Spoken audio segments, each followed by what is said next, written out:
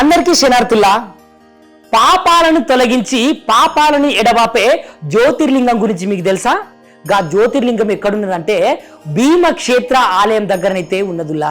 ఈ జ్యోతిర్లింగము మనకైతే ద్వాదశ జ్యోతిర్లింగాలు ఉన్నాయి కదా. ఈ ద్వాదశ జ్యోతిర్లింగాలలో ఈ భీమక్షేత్ర ఆలయం దగ్గర ఉన్నటువంటి జ్యోతిర్లింగం అయితే 6వ జ్యోతిర్లింగంగా ప్రసిద్ధి చెందిందిల్లా.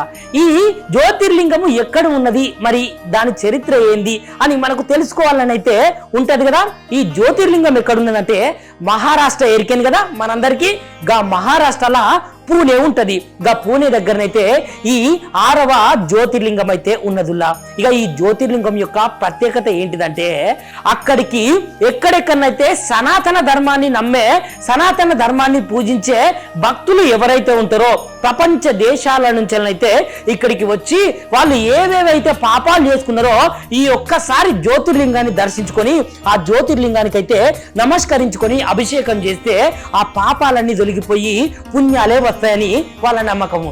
అసలు చరిత్ర ఏంటిదంటే ఇప్పుడు మన పురాణాలల్లో కుంభకర్ణుడు అని అంటే మనకి ఎందరికి తెలిసి చెప్పునులా చాలా మందికి తెలిసే ఉంటది. ఎందుకంటే కుంభకర్ణుడు అంటే చాలా భారీ శరీరంతో బాగా ఎత్తుగా ఉండి పటిష్టంగా ఉండి ఆయన తినే తిండి మాత్రము ఎట్లుంటదంటే ఆయనకు మన బొగాన్లు గిగాన్లలో పెట్టిన ఏదైతే ప్రసాదం ఉంటుందో చిన్న ఈగతోటి సమానము. ఎందుకంటే ఆయన 6 నెలలు తింటాడు, 6 నెలలు పడుకుంటాడు.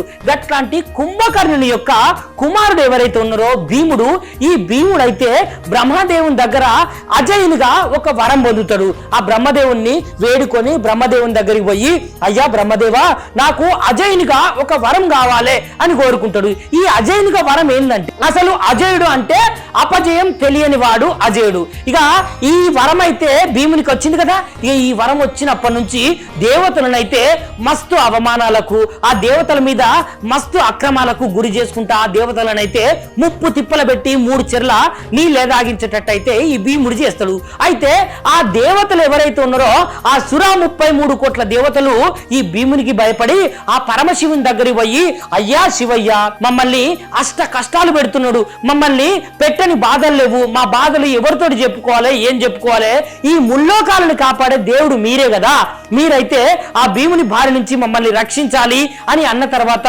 ఈ మహాశివుడు, ఈ పరమశివుడు ఆ భీముని దాటి నుంచి కొట్టి ఆ భీముని అయితే అక్కడి నుంచి తరిమేస్తాడు.